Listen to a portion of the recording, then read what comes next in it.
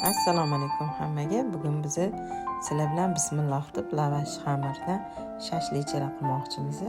Mana qiyma tayyorlab oldik. Ichiga ozgina piyoz, sir, ziravorli, tuz, murch, ko'katlar solib, hammasini bitta qilib aralashtirib olamiz. Mana biz bismillah deb tuzlardan, murch, kashnich, uyda nima ziravor topgan bo'lsam hammasini soldim. Ketidan ukrop sovardim, zelin, kashnichi ham bor ichida, sirni aralashtirdik. Mozzarella sirimiz bor ekan, sirdan sovaramiz. Endi buni yaxshilab hammasini bir-biriga aralashtirib olamiz. Mazasi bir-biriga o'tgungacha aralashtirib bir xil massa qilib oldik mana.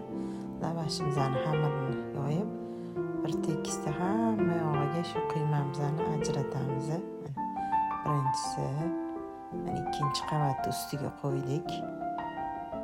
Buni ham ustiga yaxshilab qiymamizni bir tekisda bir qavatgina bo'larkan. Uchinchisi,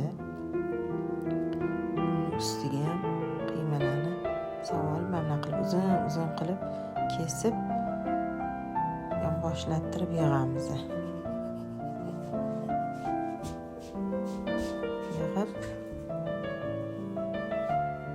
qilib ko'rmaganmiz, birinchi marta qilib ko'rishimizda mana qilib spashkani olib kesish uchun qulay bo'lishi uchun nomi bilan lavashli shashlichalarda kesib tayyorlash uchun spashkalarni tiqib oldim.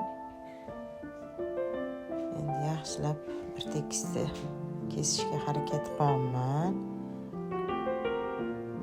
Mana ko'rinishi juda chiroyli chiqqan ekan. O'sha shashlikni hidi kelyapti menimcha. Ziravorlar hammasi bir-biriga o'tib shashlik hidi kelyapti. Hammasini listga, pechchi listiga taxlab olamiz-da. Pechga qo'yamiz 45 daqiqalarga. Mana pishgan holati, like, podpiska sizlardan.